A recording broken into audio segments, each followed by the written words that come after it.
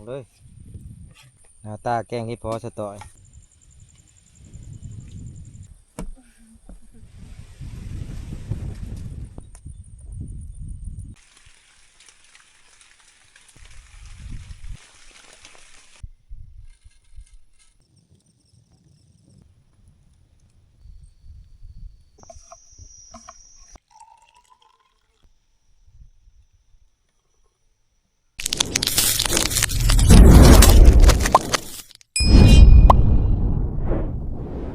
มื้อนี้เบาเฮียงกำลังย้ายที่พักขึ้นมาใหม่กับสตอยทุกคนแล้วก็มาสร้างที่พักอยู่ได้นี่อันนี้คือที่พักเฮาทุกคนนี่ใส่ไม้เฮ็ดเป็นข้านแล้วก็ปลูกอู่กลางเต็นท์นอนแบบสบายๆเลยในค่ำคืนมื้อนี้ทุกคนนี่ตอนนี้เฮาเฮ็ดแล้วเรียบร้อยแล้วยังเหลือแต่ใส่ชีวิตแล้วก็นอนอยู่นี่แหละทุกคนนี่ทุกสิ่งทุกอย่างนี่ถือว่าเกี่ยมพร้อมเบิดเลยสะดวกสบายทุกคนเทิงน้ำใส่น้ำกินนี่ก็อยู่นี่แหละสถานที่ก็อยู่เทิงหลังผู้เอาเล่าทุกคนนี่อยู่กลางโฮมจิกโฮมห้างเลยนี่สะดวกสบายแนมไปทางใดก็เห็นแต่วิวทุกคนนี่บอนบางอย่างมาพักอยู่นี่กับสตอยตอนนี้ทุกสิ่งทุกอย่างก็แล้วเรียบร้อยเบิดแล้วบัดนี้ทุกคนยังเหลือแต่อาหารการกินเฮาบัดนี้ทุกคนบางอย่างก็สิพาสตอยออกไปหาแนวกินก่อนทุกคนไปหาเห็ดเพาะอยู่แถวนี่แหละแถวด้านแถวโคกแถวนี้ไกลๆนี่แต่ว่าจักมันสิมีหรือบ่นะมีแต่ว่าสิไปเบิ่งทุกคนสำหรับเลยแม่นเบิดเลยมันแก่ยังนี่ดีเลย มันแก่มันแห้งพี่มันจะได้พอได้กินอยู่แล้วกินหน่อก็นี่แหละแม่นเบิดเลยไปเก็บเล็กเก็บน้อยไปเก็บจะมาเอาตัวบานก็เอาบานเดี๋ยวมันแตกอยู่ในถุงเอ้า จะกินได้โอ้ยเบิ่งผู้เนี่ยนี่ก็เอาเมียคอยผู้อิหยังอันนี้เอาบ่นี่ใช่ไหม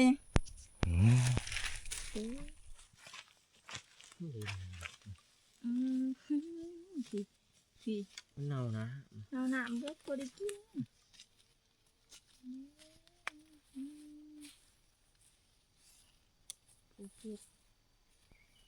ได้แต่เบิ่งกินบ่ได้ผู้สำได้สิเอากันว่ามัน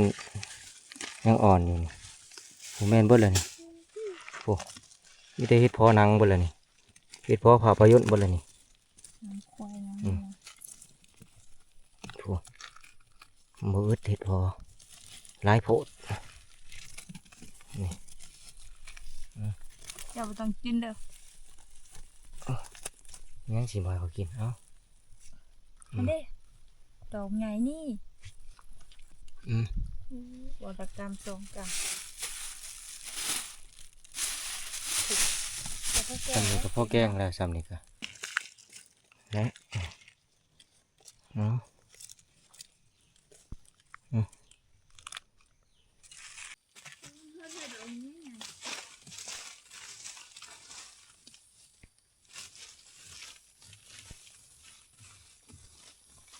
คือหัวพัวกระต่ายก็ดอกไงขึ้นไปปลูกกันร้ายนะนี่ได้อยู่คือโลนึงทุกคนเก็บข้าวเดียวนึงนะนี่ไปพอแล้วช่างเอาไปขายขามฝากโลละ700โลละ700 บาทเดี๋ยวเอาตัวเอาไปเลยไปได้ล้างนี่ล้างในนั้นออกอยู่ก็หยองที่พอนางมันหลางงานดูสิพอเขาได้บอกเขามีลูกทั้งแค่พะแยงเราไปทูเนาะเตะน้ำตะพื้นแฉะอ่อนเลยอ่อนหนึ่งผู้ที่เขาพาคนลูกนาง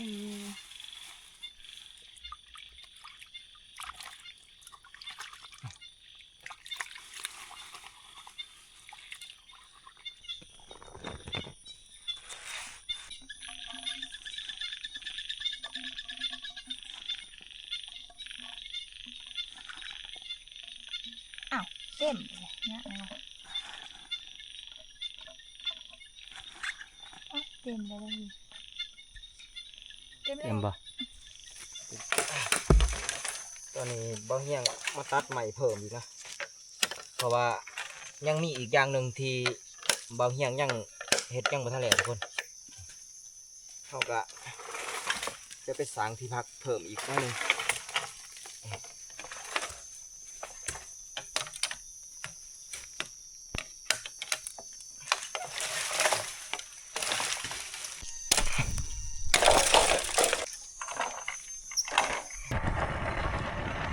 ตอนนี้ตะเว้นเริ่มใกล้สิตกดินแล้วทุกคนใกล้สิมืดแล้วนะบ่เฮียงกะฟ้าวสิไปซ่อมแซมที่พักเฮาให้มันแล้วเรียบร้อยเบิดทุกอย่างเลยทุกคน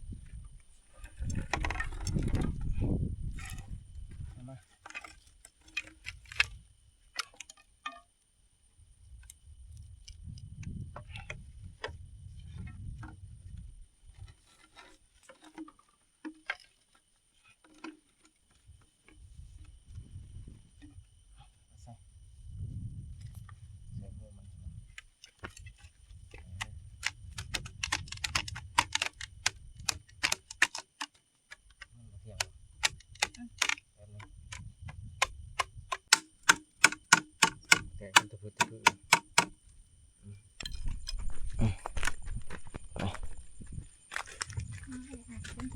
เข้ามาโอเคนี่แหละว่างนี่แหละ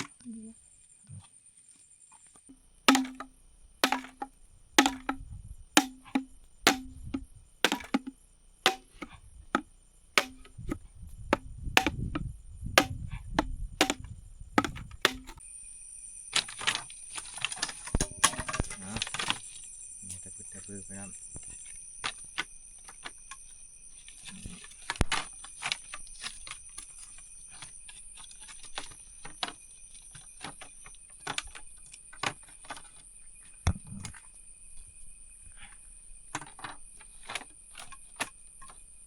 ดีเป๊ะเลย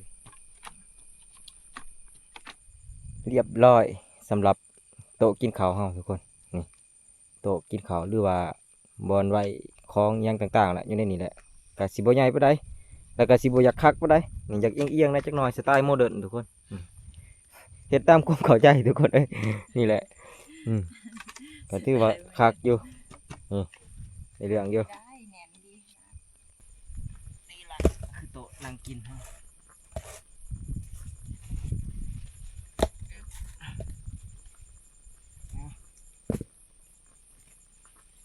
ไป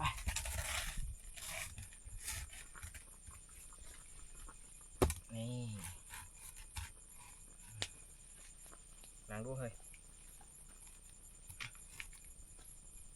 เดี๋ยวอีกสักหน่อยหนึง ได้อยู่ เอาปะ พัก โอเคเนาะ อันนี้หมุนวันนี้เลย อันนี้หมดนั่นปิกนิกเนี่ยก็เอิ้นว่าแคมปิกส่วนอาหารการกินเฮามื้อนี้ก็เป็นหยังไปบ่ได้นอกจากแกงเฮ็ดพอทุกคนสตอยแกงเรียบร้อยแล้วนะนี่อาหารเฮามื้อนี้สุกเลยติ ชุบแล้ว โอเค มันผดจนมันน้ำทะลักออกเลย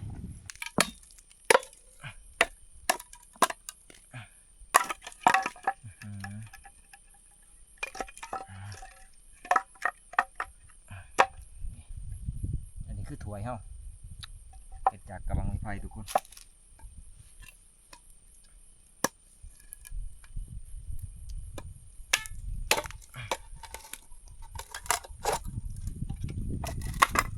นี่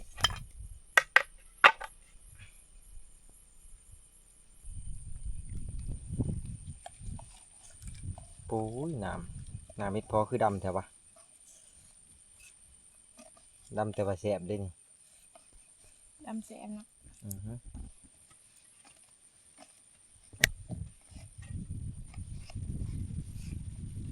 ออกลงเลยอื้อหือ ดอกบักไง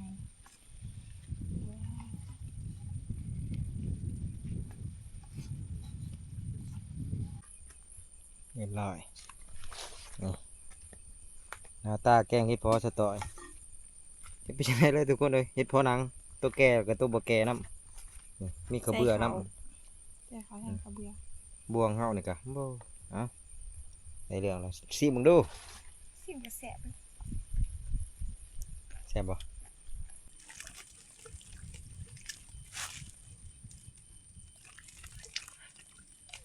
อ่ะได้เวลาบัดนี้ทุกคนกินข้าวแรงนำกันทุกคนแกงเห็ดเพาะ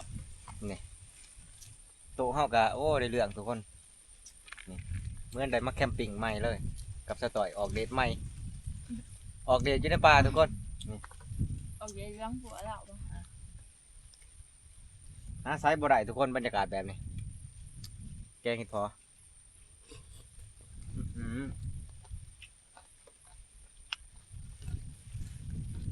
สมเปลือยเด้อ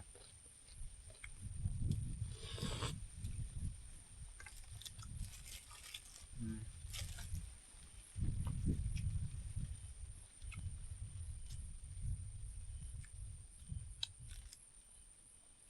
อืม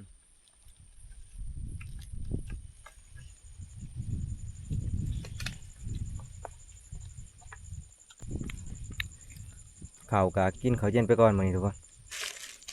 ว่าสิหนึ่งกับหนึ่งน้ำบ่ทันนะหิวข้าวก่อนนะอืมข้าวก็ได้ที่จริงอุ่นเอาก็ได้แต่ว่าเราบ่มีเวลา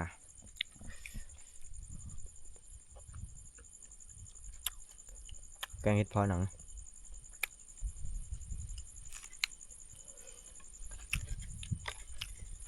คักเลย ทั้งจับมันไม่แสบอ่ะ หึ คือมันจนแล้ว มันบ่มีหนาม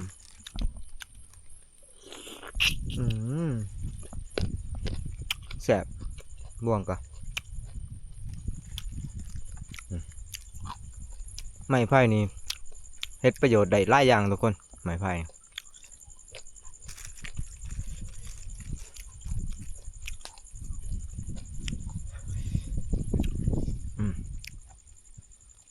แซ่บแซ่บแซ่บกินเถอะกินรู้สึกกันได้ความรู้สึกมอนอยู่บะ บรรยากาศดีเย็นๆแปลกใหม่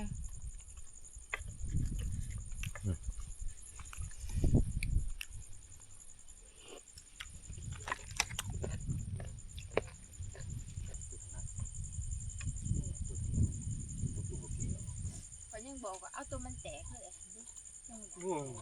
อ้าวมันก็เป็นนางที่กัดมันก็คือรักษาอันเดียวกัน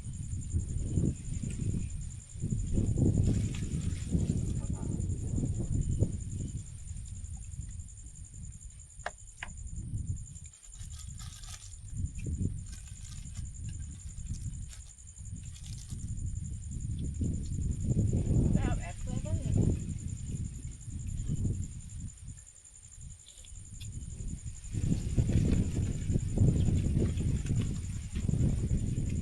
เขาเปิดแอร์อัน40 องศา แอร์ธรรมชาติเลย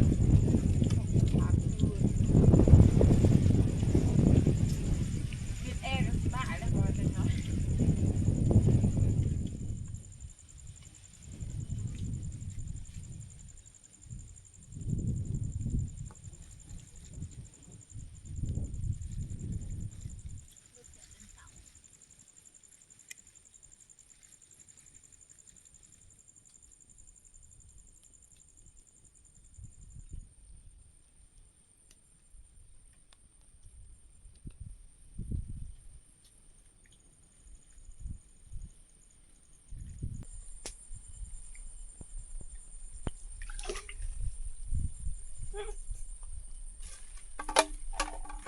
หลังจากกินข้าวแล้วก็สิพาสตอยไปอาบน้ำบัดนี้ทุกคนบางเฮียงนี่บ่อาบกระซางดอกบางเฮียงนอนเลย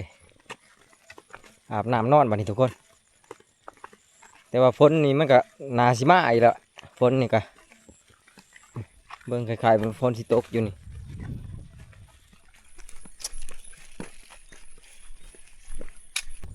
ก่อนสิอาบน้ำจับเขียดก่อนไปเลยไปเลยนี่นี่พอได้ปีกมือเสาเลยทุกคนอุ้ยอุ้ยไปซ้ำเขียดมีตัวใหญ่ทุกคนนี่ไปเลยไปเลยอ๋อ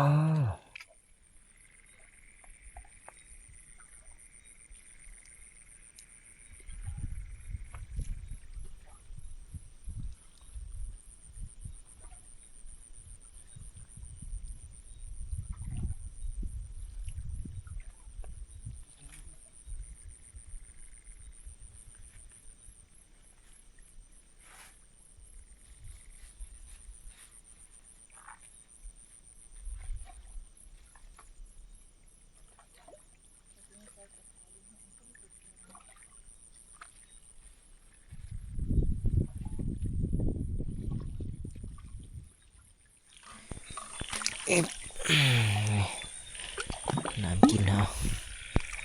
นี่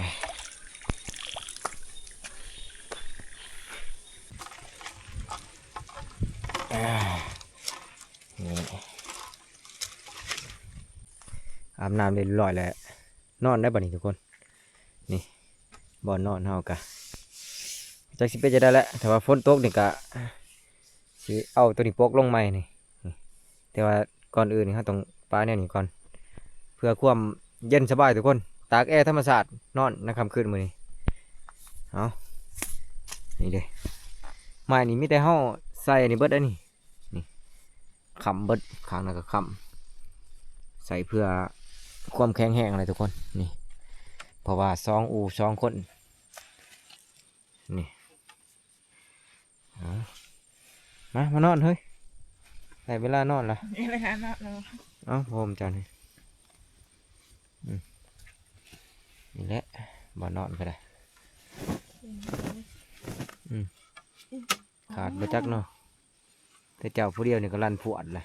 ดอกกระเจี๊ยบสละตากฝน โอเค บรรยากาศดีจิบหาย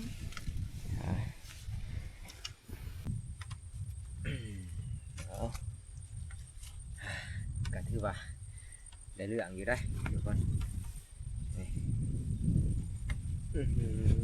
สบายเลยสบายเลยแถมเย็นอีกพร้อมทุกคน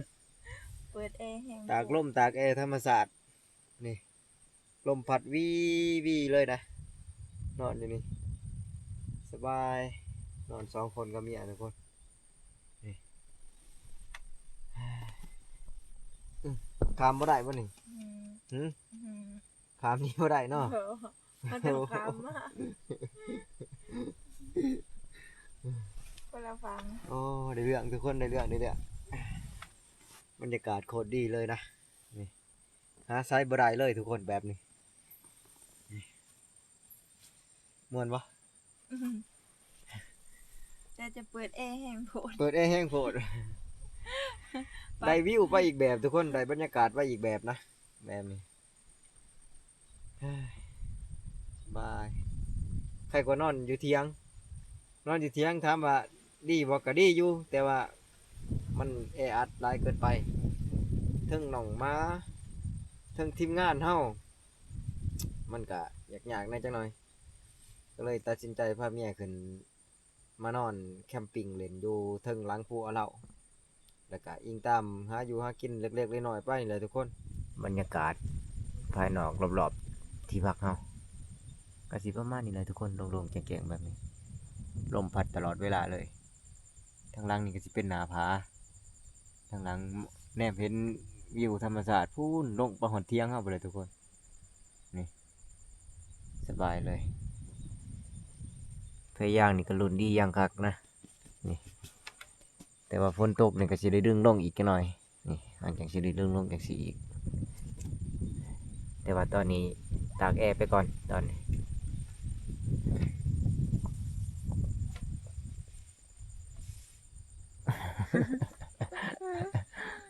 เหลี่ยมตา เหลื่อมตาเอานอนได้แล้วบัดนี้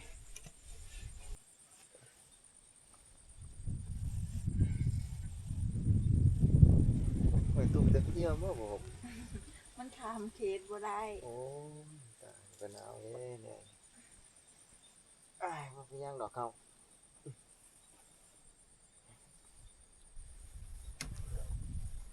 ตุ่มเนี่ย อย่าเนี่ย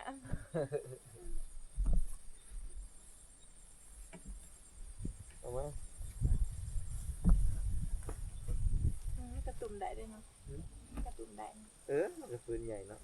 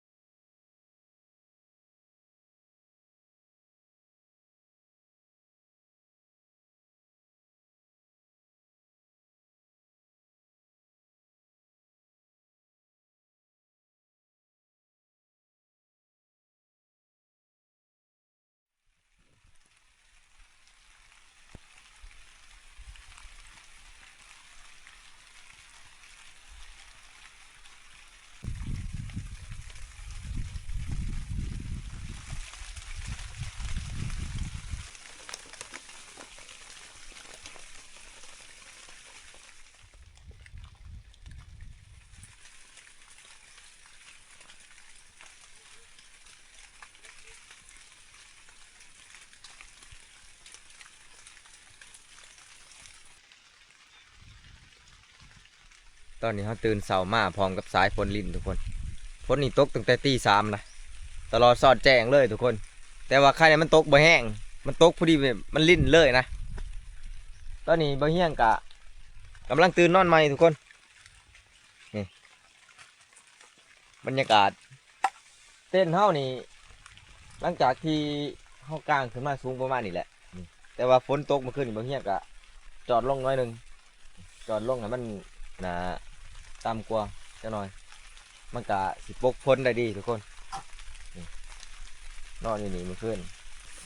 ใช่เลยได้นอนมวนบ่ หนาว หนาว จะไป เปิดเอง โอ้สตอยว่าบ่เฮียงเปิดแอร์แห้งว่าซั่นเฮ้ยนอนก็ม่วนอยู่ทุกคนเพราะว่าฝนมันตกใครในแต่มันตกบ่แห้งพอดีได้บรรยากาศนี่ลมก็พัดตลอดหนาวแน่จักหน่อยเมื่อคืนนี้ ดึงหยาดพรมอยู่กับสตอย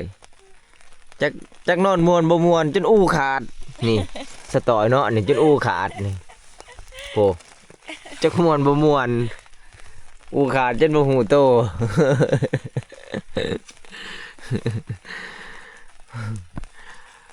คัก บ่มีน้ำขังได้เลย มื้อนี้เฮาคิดว่าสิกลับลงเมื่อเที่ยงหน้าหน่อยเฮาทุกคน แต่ว่าจักสิได้ลงเมื่อหรือบ่นะมีแต่ว่าสิรอถ่ายฝนเช้าตกก่อนจังสิเว้ากันว่าสิเอาแนวใดนะสิลงเมื่อบ่หรือว่ายังสิใช้ชีวิตอยู่นี่ต่ออีก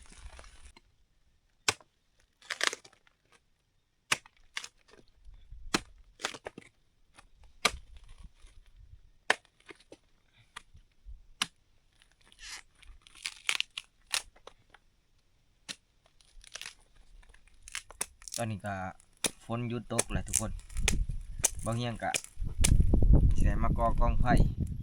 เพื่อสินึ่งข้าวทุกคน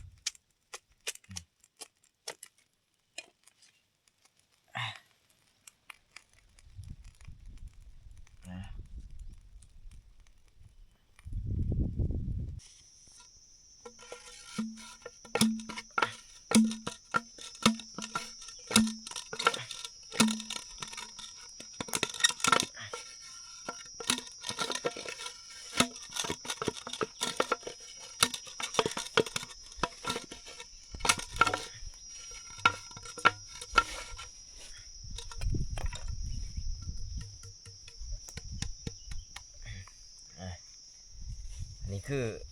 ไม้ที่เฮาสิใส่ล้ามเขามื้อนี้ทุกคนนี่ตัดเป็น2ท่อนท่อนหนึงนี่เป็นปองตันนะและอีกท่อนหนึงนี่เป็นตัดปากออกแน่นเพื่อเฮาสิหายเขาลงอันนี้คือสั้นที่1นี่เฮาสิใส่น้ำทุกคนสั้นที่2นี่ใส่เขานี่แต่ว่าเฮาสิจ่อเป็นหูเนี่ยนี่แหละจ่อเป็นหูทางในแล้วก็เอาฟอยล์มาล่องแล้วก็อันนั้นให้เขาลงมานี่ก็ตั้งใช้ไฟทุกคนคล้ายๆแบบหนึ่งคือกันอะไรทุกคน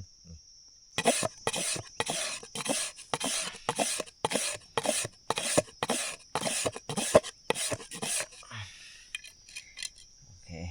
นี่อันนี้คือเฮาได้แล้วนะนี่จากนั้นเฮาก็เสียบมาใส่นี่เลยใส่ลงเลยเพื่อมันเป็นที่ร่องเขาไหวทุกคนบอกให้มันตกเหี่ยลงนะนี่เพราะว่าอยู่ทางหลุมมันมีน้ำเลยนี่หลังจากนั้นเราก็มาใส่น้ำไปนี่ใส่ลงไปเลย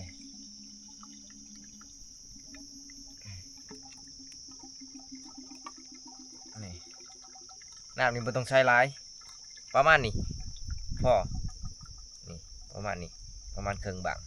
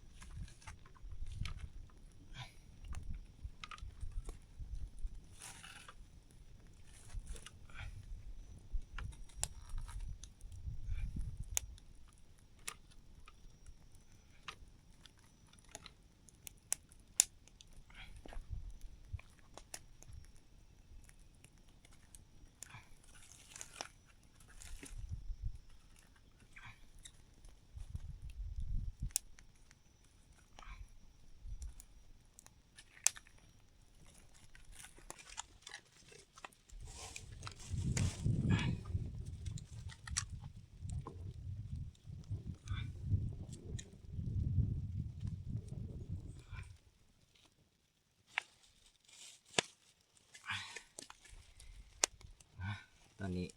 มันนึ่งข้าวเรียบร้อยแล้วทุกคนนี่แต่ว่ารอถามมันสุกเลยบ้านนี้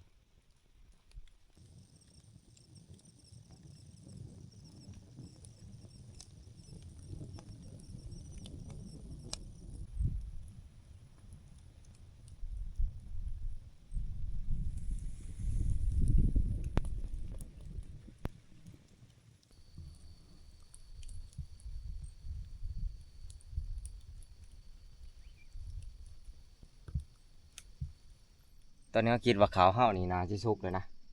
เพราะว่าเห็นควันมันขึ้นมาแล้วนะนี่แล้วก็เห็นใบตองมันเป็นเริ่มเปลี่ยนสีแล้วแล้วเฮาสิฮู้ได้แนวใดว่าข้าวเฮานี่มันสุกทุกคนเฮาสังเกตเบิ่งใหม่นี่เลยนี่หรือว่าเบิ่งบังไม้ไผ่เฮานี่แหละนี่ปกติมันจะเป็นสีเขียวแนวนี่นี่เวลาข้าวสุกแล้วมันสิยับขึ้นมาเรื่อยๆเรื่อยๆเรื่อยๆเรื่อยๆกระทั่งจนมันสุดปลายมันพี่แหละนี่เบิ่งความหมานของมันถ้าว่ามัน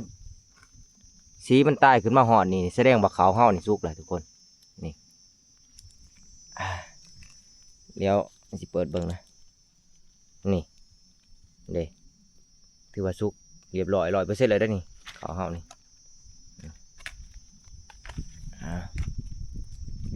สวย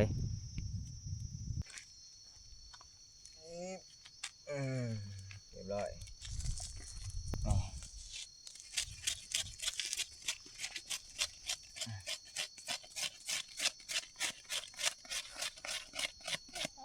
หลังจากที่ข้าวป้องเขาแล้วเรียบร้อยแล้วเขาสิพาน้ำมันออกเลยทุกคนพาออกเลย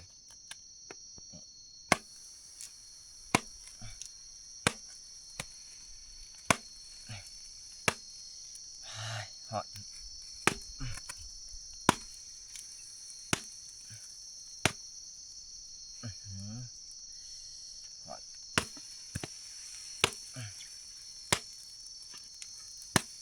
นี่นะ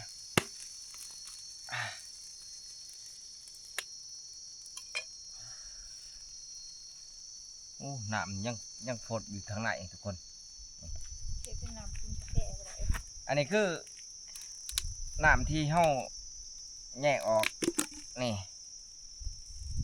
เวลาเขาสุกแล้วบ่ควรเอาไว้เลยทุกคนเฮาต้องพาออกแบบนี้ตัดออกมันสิเฮ็ดให้เฮาอันนั้นมันสิเฮ็ดให้ข้าวเฮานี่มันแฉะมันเปื่อยอ้าวเฮารอฝักให้มันเย็นก่อนจังใส่มัน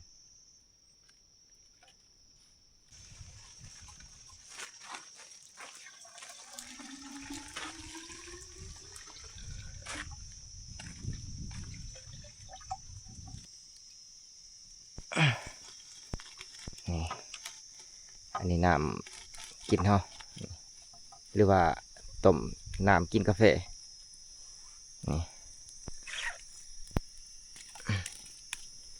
ปิ้งเขียดก็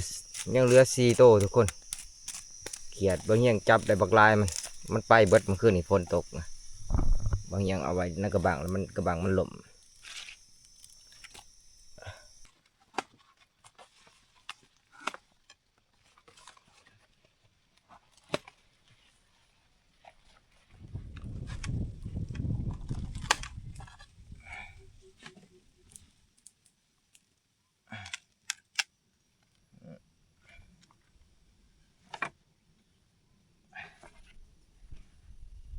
กินเป็นปั่นแบบนี้ก็คักเลย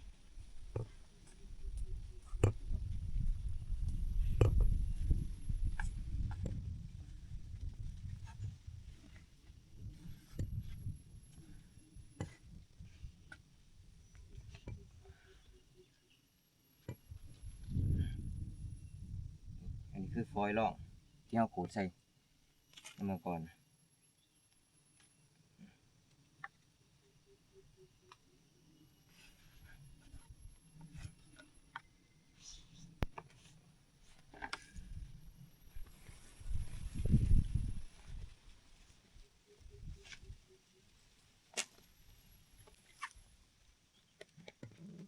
บ่ยากประมาณ20 นาทีกระสุก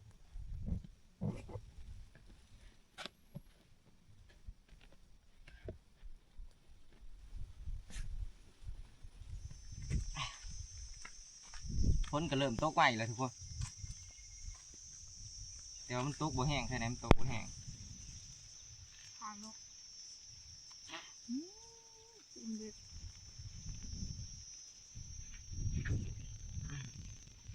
อีกทีเลยเนาะง่ายนกดับตูนไปไกลก็ไปบ่ได้ทุกคนโอ้หมุนเบด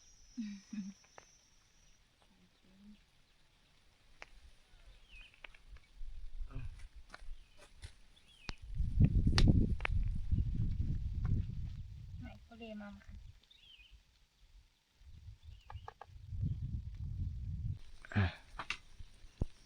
จีนกกำผาตัวเดียวนี่อิ่มอยู่บ่แต่ว่าใครในสตอยเพิ่นลวกมาม่าแล้วทุกคนเพิ่นมีมาม่าส่วนตัวของเพิ่นเด้มานี่เอาเลยว้าว มันออกก่อน อืม เดี๋ยวมันสิเป็นคือแกงเห็ดเพาะ ข่อยหากินบ่ได้มันกินมาม่าน้ำเจ้าแล้วข่อยเด้อ กินนกเจ้าหันดีเจ้าก็หานกก็ได้ นกกับเขียดกับโอ้โก้ยโอ้คักอะดีเอาอิ่มย้อนเจ้าแล้วมื้อนี้ โอ้ยหล่นเลย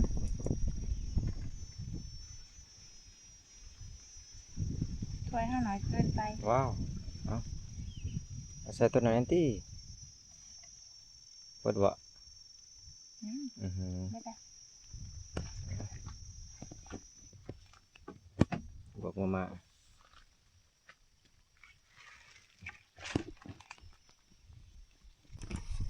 ปิ้งเขียดครับผม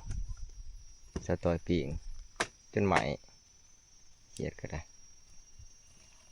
เจ้ามากรู้ไหม เอามาบัดนี้กินข้าวเช้าน้ำกันทุกคนนี่กินแบบนี้ไปก่อนกินแล้วก็ลงผู้นแหละกลับลงมาหาทีมงานเฮาก็น่าจะมาฮอดแล้วทุกคน เพราะว่าทีมงานเฮากำลังเดินทางขึ้นมาน่าจะเป็นตอนแรกว่านนี่ตอนที่บ่เฮียงกำลังย้ายทัพขึ้นมานะแต่ว่าตอนนี้เรากินข้าวก่อนทุกคนหิวข้าวแล้ว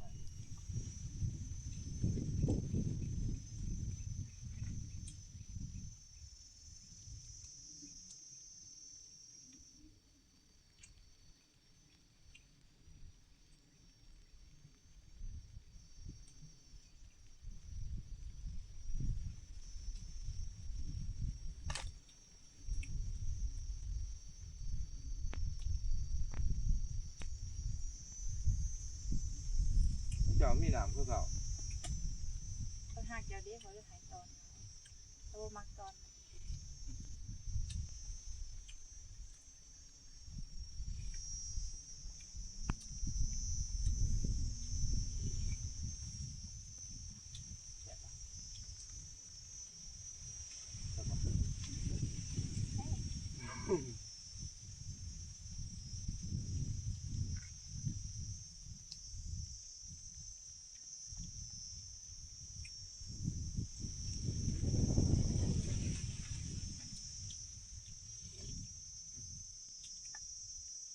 เอา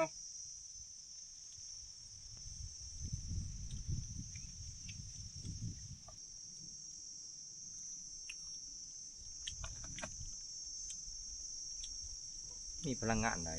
เอ้าเนี่ยกินของมันมีเลือดมันมียางมันสิมีแหง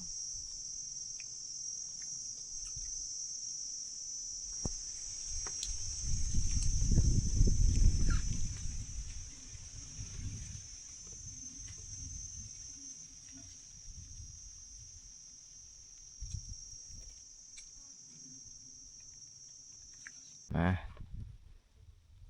นี่กินข้าวแล้วต่อด้วยกาแฟบัดนี้ทุกคน รับชมบรรยากาศ โอเค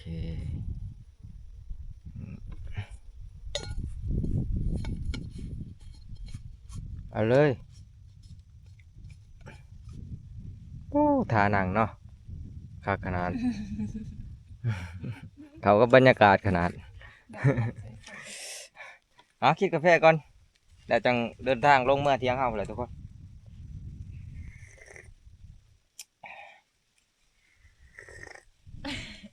หอมกับบังเป็นไผ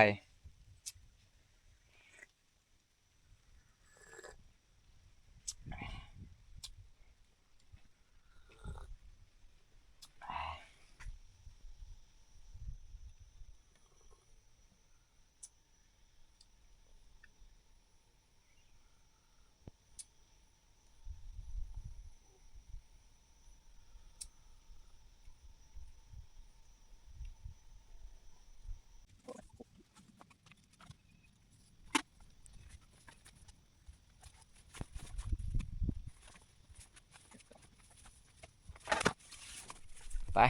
เดินทางกลับลงเมื่อเที่ยงหน้าหนองเฮาบัดนี้ทุกคน